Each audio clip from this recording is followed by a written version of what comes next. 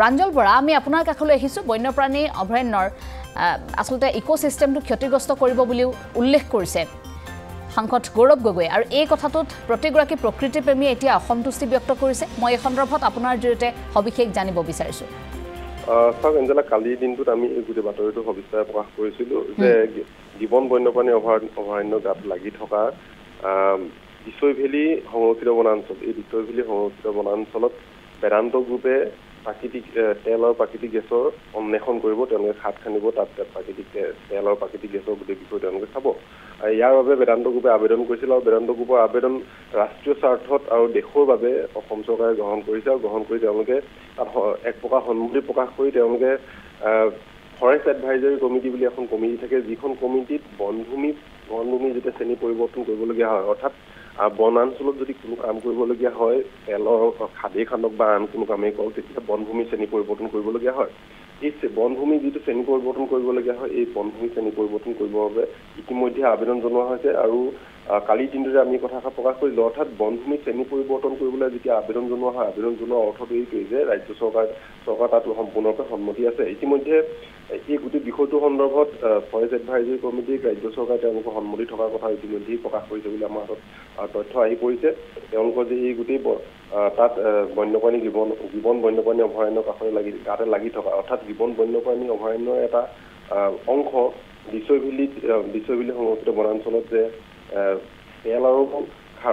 প্ৰাকৃতিক গেছৰ অন্বেষণ কৰাত তেওঁলোকৰ কোনো আপত্তি নাই এই কথাষাৰ ইতিমধ্যে তেওঁলোকে জনাইছে বুলি আমি জানিব পাৰিছো অৰ্থাৎ ফৰেষ্ট এডভাইজৰী কমিটিয়ে যদি গোটেই অসম চৰকাৰৰ প্ৰতিবেদনখন গ্ৰহণ কৰি যদি তেওঁলোকে কয় তেনেহ'লে বেদান্ত গ্ৰুপে তাত তেল আৰু প্ৰাকৃতিক গেছৰ তাত অন্বেষণ কৰিব এতিয়া কথাটো হ'ল যে জীৱন বন্যপ্ৰাণী অভয়াৰণ্যখন বিখ্যাত দুষ্প্ৰাপ্য হলৌবানৰ বাবে এই দুষ্প্ৰাপ্য হলৌবানৰ তাত প্ৰাকৃতিক আৱাস বুলি কোৱা হয় আৰু দুষ্প্ৰাপ্য হলৌবান্দৰ গোটেই বিশ্বতে খুব কম সংখ্যক দুষ্প্ৰাপ্য হলৌবান্দৰ আছে আৰু ইয়াৰ কেইটামানহে অসমত এই জীৱন বন্যপ্ৰাণী অভয়াৰণ্যত আছে আৰু হলৌবান্দৰ হৈছে মানুহৰ একেবাৰে নিকটৱৰ্তী যিটো পৰ্যায় সেই নিকটৱৰ্তী পৰ্যায়টো হৈছে হলৌবান্দৰ গতিকে হলৌবান্দৰ এই গোটেই প্ৰক্ৰিয়াটোত যদিহে তাত তেল আৰু প্ৰাকৃতিক গেছৰ অন্বেষণ কৰা হয় তেনেহ'লে গোটেই হলৌবান্দৰ যিটো আৱাসস্থল প্ৰভাৱ পৰিব আৰু ইয়াৰ সমান্তৰালভাৱে হলৌবান্দৰ তেওঁলোকৰ ভৱিষ্যতৰ বাবেও হলৌবান্দৰ ভৱিষ্যতলৈ ভাবুকি আহিব কিন্তু হলৌবান্দৰ বুলি ক'লে ভুল হ'ব আচলতে তাত হাতী অসম নাগালেণ্ড সীমান্তত হাতীৰ যথেষ্ট পৰিমাণে বসতিস্থল আছে আৰু সেই গোটেই অঞ্চল বনভূমিতে হাতীৰ বসতিস্থল বুলি কোৱা হয় আৰু প্ৰায় 100 পৰা 150 এটা হাতীৰ জাক আছে যিটো হাতীৰ জাকটো এই গোটেই অঞ্চলটোত পৰিভ্ৰমণ কৰাও তেওঁলোকে তাত তেওঁলোকৰ বাসস্থান আছে গতিকে হাতী যেতিয়া এই তাত ড্ৰিলিং কৰিব অৰ্থাৎ তাত ড্ৰিলিং কৰিবলৈ যোৱাৰ লগে লগে খাট খন্দাৰ লগে লগে হাতীৰ যিটো স্বাভাৱিক আহযাহ তাত প্ৰভাৱ পৰিব আৰু স্বাভাৱিক আহযাহ প্ৰভাৱ পৰাৰ লগে লগে হাতী আৰু মানুহৰ যিটো সংঘাত এই গোটেই যোৰহাট জিলাখনৰ হাতী আৰু মানুহৰ সংঘাত যি ধৰণে আছে সেই সংঘাতটো আৰু অধিক বৃদ্ধি পোৱাৰ সম্ভাৱনা আপুনি নস্যাৎ কৰিব নোৱাৰে এই কথাটো অৱশ্যে তাত যে হাতী আছে তাত যে গিবন আছে তাত যে অন্যান্য জীৱ জন্তু এটা বসতিত হ'ল এই কথাটো কিন্তু বন বিভাগে তাত উল্লেখ কৰিছে যদিও তেওঁলোকে বন বিভাগে তাত উল্লেখ কৰিছে কিন্তু বন বিভাগে কিছু পৰিমাণে তাত চৰ্তও বান্ধি দিছে বুলি আমাৰ হাতত তথ্য আছে যে তেওঁলোকে কেনেধৰণৰ চৰ্ত বান্ধি দিছে যে তাত তেওঁলোকে যেতিয়া এই তাত খাটটো খন্দাৰ লগে লগে খাটটো খন্দাৰ আৰম্ভ কৰাৰ লগে লগে তেওঁলোকে তাত কিছু পৰিমাণে এটা ধনৰ এটা অংশ তেওঁলোকে বন বিভাগক দিব লাগিব যাতে এই অঞ্চলটোৰ তেওঁলোকে সুৰক্ষা দিবৰ বাবে অৰ্থাৎ তাৰ যিটো প্ৰাকৃতিক আৱাসস্থল আছে প্ৰাকৃতিক আৱাসস্থলটোত তাত কিছু পৰিমাণে তেওঁলোকে সংৰক্ষণৰ কাম কৰিবৰ বাবে সেই ধনখিনি তাত খৰচ কৰিব লাগিব বুলি এনেধৰণৰ কিছু চৰ্ত আৰু কৈছে কিন্তু ধন খৰচ কৰিলেও তাত টকা পইচা খৰচ কৰিলেও কিন্তু যিটো নেচাৰেল হেবিটেট সেই নেচাৰেল হেবিটেটটো কিন্তু যে ধ্বংস হ'ব তাত কোনো ধৰণৰ সন্দেহ নাই আৰু দিছৈ ভেলী অভয়াৰণ্য সংৰক্ষিত বনাঞ্চলত যেতিয়াই তেল আৰু প্ৰাকৃতিক গেছৰ অন্বেষণ কৰিবলৈ আৰম্ভ কৰিব তেতিয়াই জীৱন অভয়াৰণ্যৰ গোটেই অঞ্চলটোত যিখিনি গিবন আছে সেই গিবনখিনিৰ ওপৰত যথেষ্ট পৰিমাণে প্ৰভাৱ পৰিব গিবনটো হৈছে যথেষ্ট পৰিমাণে লাজুকীয়া এটা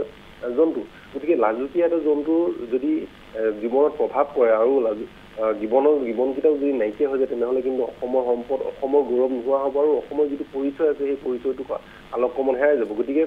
বন বিভাগে এই গোটেই বিষয়টোৰ ক্ষেত্ৰত কেনেধৰণৰ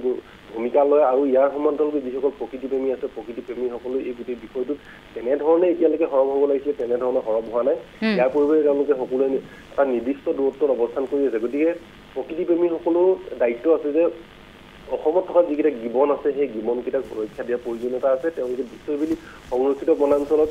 যথেষ্ট পৰিমাণে তাত তেল আৰু প্ৰাকৃতিক গেছ থাকিব পাৰে সেয়া অসমৰ বা দেশৰ অৰ্থনৈতিক লাভালাভৰ প্ৰসংগ আছে কিন্তু অৰ্থনৈতিক লাভালাভৰ প্ৰসংগ থাকিলেও কিন্তু প্ৰকৃতিক সুৰক্ষা দিয়াটো কিন্তু এই মুহূৰ্তত সমান যথেষ্ট পৰিমাণে গুৰুত্ব কাৰণ প্ৰকৃতিৰ অবিহনে মানুহ জীয়াই থাকিব নোৱাৰে আৰু মানুহ যদি জীয়াই নাথাকে তেনেহ'লে গোটেই বিশ্বখনৰ কি এটা অৱস্থা হ'ব সেই কথাটো সহজে অনুমেয় গতিকে এই মুহূৰ্তত অৰ্থনৈতিক লাভালাভত সাংসদ গৌৰৱ গগৈ কোৱাৰ দৰে অৰ্থনৈতিক লাভালাভতকৈ কিন্তু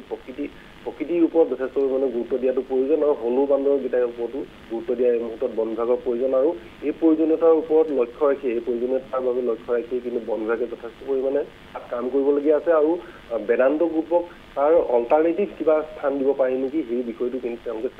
চোৱা-চিতা বা চিন্তা চৰ্চা কৰাৰ প্ৰয়োজনীয়তা আছে হয় আমি ধন্যবাদ জনাইছো আপোনাক আছিল আমাৰ ব্যুৰ চিফ প্ৰাঞ্জল বৰা গোটেই বিষয়টো চিন্তা চৰ্চা কৰাৰ প্ৰয়োজন আছে বুলি উল্লেখ কৰিছে লগতে এই বাতৰিটো আমি কালি যেতিয়া সম্প্ৰচাৰ কৰিছিলোঁ এই বাতৰিৰ পাছতে এতিয়া বহুগৰাকীয়ে প্ৰতিক্ৰিয়াৰ প্ৰকাশ কৰিছে সাংসদ গৌৰৱ গগৈকে ধৰি আন প্ৰকৃতিপ্ৰেমীসকলে গতিকে বন মন্ত্ৰীলৈ পুনৰবাৰ বিষয়টো বিবেচনা কৰাৰ কথা উল্লেখ কৰি এনেধৰণে পত্ৰ প্ৰেৰণ কৰিছে